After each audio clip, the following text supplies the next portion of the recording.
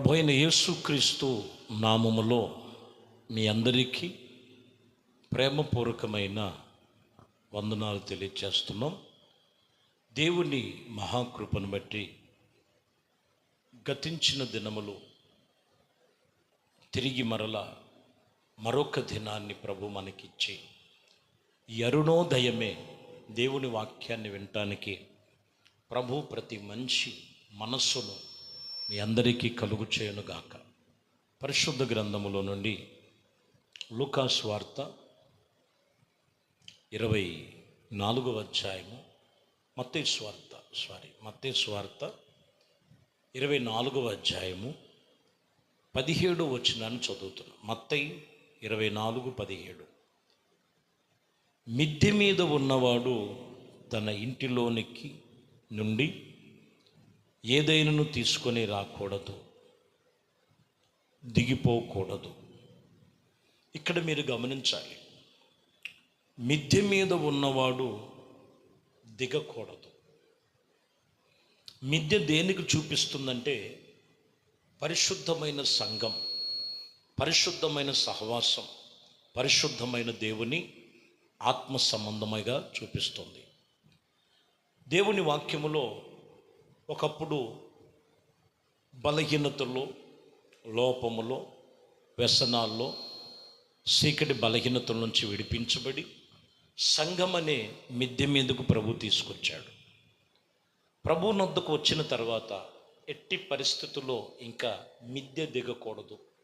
సందర్భం ఇక్కడ ప్రభు రాకడ కొరకు సూచిస్తూ, ప్రభు రాకడ యందు విశ్వాసముతోనూ నిరీక్షణతో దేవుని వాక్యము చేత మీరు నడిపించబడుతున్న వారు ఈరోజు దేవుడు చెప్పిన పరిధిలో మనమున్నాం, ఉండాలి. అప్పుడే మనము ఆత్మ సంబంధముగా ఆత్మీయతలో మనం స్థిరపరచబడి క్రీస్తు యొక్క రక్తములో కడగబడి దేవునితో నిబంధన చేసుకునే వారమై ఉన్నామని ఇక్కడ వాక్యం చెప్తున్న మాట. మిద్దె మీద ఉన్నటువంటి అనుభవం ఏమై ఉన్నది అనేది మనం చూస్తే అది పరిశుద్ధతకు సూచనగా ఉంది. మీరు గమనించినట్లయితే మనము లూకాసు వార్తలో ప్రభు ఒక ఉపమానం చెప్తారు. ఈ ఉపమానములో మీరు గమనించినట్లయితే 10వ అధ్యాయములో 30వ వచనం. ఒకప్పుడు లోకం అనేటువంటి పరిస్థితుల్లో నుంచి ఎక్కి ఎక్కడికి వచ్చాడంటే యెరూషలేమునకు వచ్చాడు. యెరూషలేమునకు వచ్చినటువంటి ఈ వ్యక్తి మరలా దిగి వెళ్ళిపోవటానికి ఆలోచన చేస్తూ ఈ మాటలు రాయబడింది. లూకాసు వార్త 10వ అధ్యాయం 30వ వచనం. అందుచేత యేసు ఇట్లనెను, ఒక మనుషుడు యెరూషలేము నుండి యెరికో పట్టణమునకు దిగి వెళ్ళుచు దొంగల చేతిలో చిక్కుకొని వాడు అతన్ని బట్టలు దోచుకొని అతన్ని కొట్టి కొనూపిరితో విడిచెను. చూడండి, యెరూషలేము అనేది పరిశుద్ధతను, సంఘమును దేవుడు సూచిస్తున్నటువంటి మిద్దె వంటిది. ఆ మిద్దె మీద నుండి ఇప్పుడు ఇతను ఏమైపోతున్నాడంటే దిగి యెరికోకి వెళ్ళిపోతున్నాడు. ఎప్పుడైతే యెరికోకి వెళ్ళిపోతున్నాడో, ఎప్పుడైతే దిగే అనుభవంలోకి వచ్చేసాడో దొంగల చేతిలో పడ్డాడు. పడతమే అతని మీద ఉన్నటువంటి వస్త్రాలు దోచేసుకున్నారు. వస్త్రాలు దేనికి సూచనగా ఉన్నదంటే రక్షణకు సూచనగా ఉన్నది. దేవుని మందిరము యెరూషలేమునకు సూచనగా ఉన్నది. మిద్దె అనేది పరిశుద్ధతకు సూచనగా ఉన్నది. దిగిపోయే యెరికో అనుభవం ఏంటంటే లోకానికి సూచనగా ఉంది. ఎప్పుడైతే ప్రభుతో సహవాసం చేసి లోకములోనికి దిగిపోయిన వాడి పరిస్థితి మొదటికి ఏం జరుగుద్దంటే వాడి మీద ఉన్న రక్షణ వస్త్రాలు దొంగిలిస్తాడు అపవాది అయిన సాతానుడు. తర్వాత వాడిని కొట్టి కొనూపురితో పడేస్తాడు. కొంతమంది చూడండి, ఒకప్పుడు మేము ఎంతో ప్రార్థన చేసాం, ఎంతో భక్తి చేసాం, ఎంతో మేము దేవుని సన్నిధిలో అది చేసాం, ఇది చేసాం, ఈరోజు మేము పూర్తిగా సతికిల పడిపోయిన అనుభవాల్లో కారణం ఏంటో తెలుసండి, మిద్దె దిగే అనుభవం. నువ్వు మిద్దె మీద ఉండాలి. మిద్దె అనేది పరిశుద్ధతకు సూచన, దేవుని సంఘానికి సూచన. ఎప్పుడైతే యెరూషలేము నుండి యెరికోకి వెళ్ళిపోతున్నాడో దొంగల చేతిలో పడినాడు. కాబట్టి దిగజారిపోయే పరిస్థితి ఎక్కడికి తీసుకెళ్ళిపోతుందంటే అపవాది చేతుల్లోకి తీసుకెళ్ళిపోతుంది. అందుకనే యెషయా గ్రంథములో 62:6 చెప్తున్న మాటలు మీరు చూస్తే, యెరూషలేమా నీ ప్రాకారముల మీద నేను కావలి వారిని ఉంచి ఉన్నాను. రేయిం బగళ్ళు వారు మానక కావలి కాయుచూ ఉండిరి. ఇక్కడ చూడండి, దేవుడు పిల్లలకి ఎప్పుడు కూడా కావలి ఉంచాడు. ఆయన ఎక్కడ ఉన్నంత వరకు అంటే యెరూషలేములో ఉంటే కావలిగా ఉంటారు. దేవుని మందిరములో ఉంటే నువ్వు కావలిగా ఉంటావు. దేవుడు మిద్దె మీద ఉంటే నువ్వు కావలిగా ఉంటావు. దేవునితో సహవాసం కలిగి, పరిశుద్ధుల సహవాసము కలిగి, దేవుని యొక్క ఉపదేశము చేత నువ్వు కట్టుకోగలిగితే దేవుడు నిన్ను కావలి వారిని ఉంచాడు నీ కొరకు. కొంతమందికి సంఘం వద్దు, సేవకులొద్దు, ప్రార్థనొద్దు, ఎప్పుడో గుర్తొచ్చినప్పుడు జాగ్రత్త జాగ్రత్త. దొంగల చేతిలో పడే అవకాశాలు, అపవాది చేతిలో పడే అవకాశాలు ఉంటాయి. ఎవరి మీద కావలి ఉంచాడంటే యెరూషలేముని చుట్టూ ప్రాకారములు ఉంచాడు. నేను వారిని కావలి వారిని ఉంచానని వాక్యం చెప్తున్నమాట. యెషయా గ్రంథములో మీరు గమనించినట్లయితే ప్రియమైన దేవుని బిడ్డలారా, మిద్దె మీద అనుభవం మీరు గమనించాలి. యెహోషువ గ్రంథములో ఏగిలి వారిని పంపించడానికి ఏగిలి వారిని పంపించారు. పాలు తేనెలు ప్రవహించే దేశం అన్నారు కదా, ఎలా ఉంటుందో చూసి రండి అని. ఆ రాత్రి అయిపోయింది. ఈ ఏగిలి వారు వెళ్ళారు. అక్కడ ఒక ఇంటికి వెళ్ళారు. అక్కడ ఒక ఇల్లు దొరికింది. వాళ్ళు పరిగెత్తుకొని ఆ ఇంటికి వచ్చారు. వాళ్ళ వెనక కొంతమంది పడుతుంటే, ఆ ఇల్లు ఎవరిదనంటే రాహాబు అనే స్త్రీ ఉంది అక్కడ. ఈ రాహాబు అనే స్త్రీ ఎవరనంటే ఈమె వృత్తి వ్యభిచారం చేసేటువంటి ఆమె వృత్తి. శరీరాన్ని అమ్ముకొని బ్రతుకుతున్నటువంటి వ్యక్తి. ఈ రాహాబు వచ్చింది. రాహాబు దగ్గరికి వచ్చారు. ఈ ఏగిలి వారిని ఎక్కడ దాచారంటే మిద్దె మీద దాచారు. చూడండి, రాత్రి పొద్దుపోయింది. రాత్రంతా కూడా మీరు గమనించినట్లయితే రాహాబు అనే ఆమె ఒక పాపాత్మురాలైనటువంటి లేదా ఒక వ్యభిచారం చేసేటువంటి వేశ్య.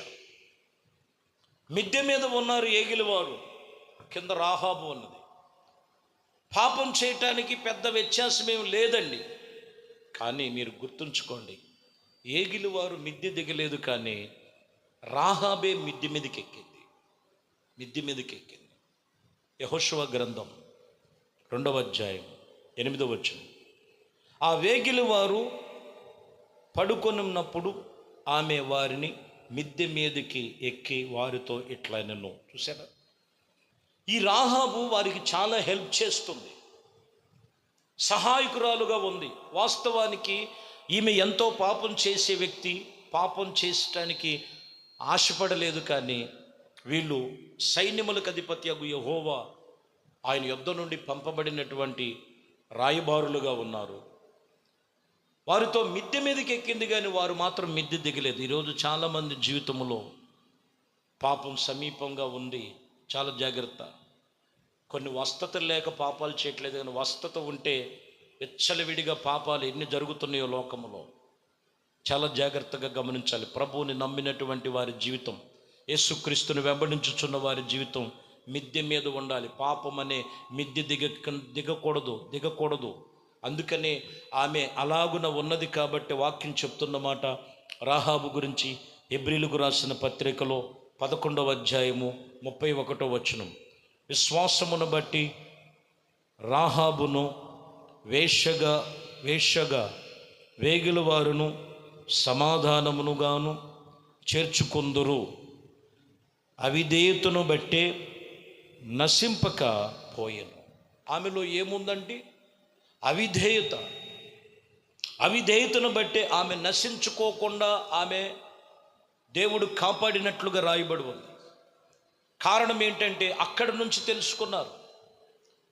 అవిధేయత, దేవునికి లోబడటం. చూడండి, యాకోబు పత్రికలో కూడా మీరు గమనించినట్లయితే, యాకోబు పత్రికలో మనం చూస్తున్నాం 2వ అధ్యాయం 25వ వచనములో చూస్తే, అట్టివలే రాహాబు వేశ్య కూడా దూతలను చేర్చుకొని వేరొక మార్గమున వారిని వెలుపలకు పంపినప్పుడు క్రియల మూలముగా నీతిమంతురాలని ఎంచబడిను కదా. చూసారా, ఆమె స్థితి మారిపోయింది.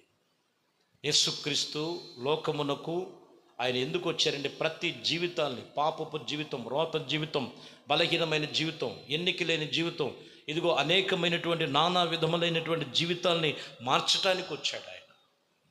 ఈమె చూడండి, ఆమె ఎప్పుడైతే వేరొక మార్గములో నిన్ను వారిని వెలుపలకు తీసుకొని వచ్చి పంపివేసి, ఇదిగో ఆమె క్రియల మూలముగా నీతిమంతురాలుగా ఎంచబడిన కదా. దేవుని వాక్యం చెబుతున్నటువంటి సత్యం ఇదే. ప్రియమైన దేవుని బిడ్డలారా, ఈరోజు మిద్దె మీద ఉండే అనుభవం ఉండాలి. మిద్దె దిగకూడదు. పాపం అనే మిద్దె దించేస్తుంది కొంతమందిని, వ్యసనం అనేది కొంతమందిని మిద్దె దించి వేస్తుంది. ఇదిగో శరీరేచ్ఛలు మత్తుకు బానిసైపోయి లోకములో అనేకమైనటువంటి పరిస్థితులు, దేవుడు నిన్ను ఒక ఉన్నతమైన స్థితిలో ఉంచాలనుకుంటున్నాడు. కానీ ఆ స్థితిలో నుంచి దిగజారిపోతున్న వారు, చదువుకున్న వారు ఉన్నారు, చదువు లేని వారు ఉన్నారు, ఇదిగో విద్య కలిగిన వారు ఉన్నారు, విద్య లేని పామరులు ఉన్నారు. అనేక మంది ఈరోజు అపవాది చేతుల్లో పడిపోయి, ఎరుకో అనుభవంలోకి దిగిపోయి, ఇదిగో దొంగల చేతుల్లో పడిపోయి, వారు తమ వస్త్రములను దోచుకుంటమే కాదు, గాయాలతో కొనోపురుతో పడినట్లుగా రాయబడి ఉన్నది. ఈరోజు వాక్యం వింటున్న నీ జీవితంలో ప్రభు చెప్తున్నాడు, నువ్వు మిద్దె దిగకూడదు అంటే దేవుడు నీకు ఇచ్చిన ఆత్మ సంబంధమైన అనుభవాలు దిగి రాకూడదు. నువ్వు ప్రార్థన జీవితం దిగి రాకూడదు, విశ్వాస జీవితం దిగి రాకూడదు, పరిశుద్ధమైన జీవితమును దిగకూడదు. దేవుడు నీకు ఇచ్చినటువంటి ఆత్మ సంబంధమైన అనుభవాల మధ్యలో నీవు నడుచుకోగలిగితే, వాక్యం చెప్తున్న మాట, ప్రియమైన దేవుని బిడ్డలారా, నీ క్రియల మూలముగా నీవు నీతిమంతుడిగా తీర్చబడతావు. ఆ మిద్దె మీద నిన్ను సదాకాలము నిలిపే కృప మీకు దేవుడు కలుగు చేయునుగాక. ప్రార్థన చేసుకుందాం. నువ్వు ఈ సమయంలో వాక్యమును బట్టి ఒక తీర్మానం చేసుకొని ప్రభుతో ఒక నిబంధన చేద్దాం. మహాపరిశుద్ధుడా, ప్రేమ కలిగిన తండ్రి, దయగలిగిన మా ప్రభువా, మీ శ్రేష్టమైన పరిశుద్ధ నామమును బట్టి మీకు స్తోత్రం.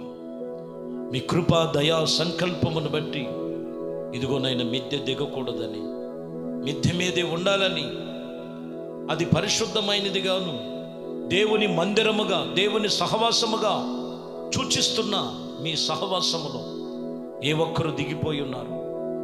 గతించినటువంటి దినాలలో ఎక్కడ దిగజారిపోతున్నారు, ఎక్కడ అనగారిపోతున్నారు, ఎక్కడ వెనకబడిపోతున్నారు, అట్టి వారిని మీరు లేవనెత్తి, ఇదిగో మంచి సమరయుడి వలె గాయములను కడిగి, ఇదిగో పూటకొని వాని ఇల్లు అనగా సంగమునకు చేర్చబడి దేవునితో నిబంధన గలవారే నడుచుకున్నటకు అట్టి మిథ్య అనుభవం మాకు సూచిస్తున్న పరిశుద్ధతలో, పవిత్రతలో, ప్రార్థనలో, ఆత్మీయతలో, సంఘ సహవాసములో పరిపూర్ణమైన జీవితము జీవింప చేయమని నజరేయుడైన యేసుక్రీస్తు నామములో ప్రార్థించి వేడుకొనుచున్నాము తండ్రి, ఆమేన్. ప్రభు మిమ్మల్ని దీవించి ఆశీర్వదించునుగాక. ఆమేన్.